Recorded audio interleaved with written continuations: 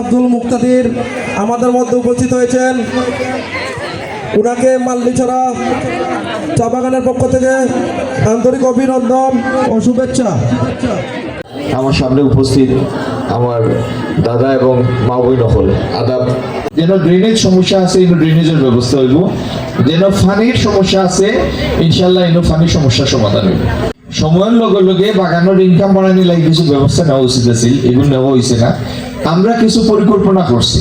কিতা পরিকল্পনা করছি, আমরা বাগান কেন্দ্রিক সৌর বিদ্যুৎ স্থাপনের লাগি বাগান আপনার উৎসাহ দিব, টাকা পয়সার ব্যবস্থা করবো। বাগানে যেন তারা খালি জায়গা অন্য গাছ যেমন মশলা জাতীয় গাছ এবং অন্যান্য গাছ লাগাইতে পারেন, যাতে তারা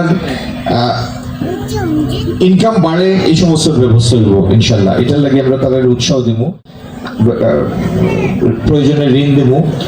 আর তারা যে উপায় এখন চা বেচেন এই নিলাম প্রক্রিয়ারে অধিকতর সহজ করিয়া বাগানোর লাগি কোটা বৃদ্ধি করা হইল, যাতে বেশি পরিমাণ তারা নিজেরা সেল করতে পারেন। মোট কথা হইল পয়লা নিশ্চিত করতে হইব আপনার বেতন ভাতা নিয়মিত। আর এই বাগানের সমস্যা নাই, কিন্তু অন্য বাগানের সমস্যা আছে। দ্বিতীয়ত হইল বাগান মন্তর আয় বাড়াইয়া আপনার মজুরিও বাড়াইতে হইব, যাতে আমরা জোর করে বাড়াইয়া 2 মাস পরে বন্ধ হয়ে গেল এরকম নাই।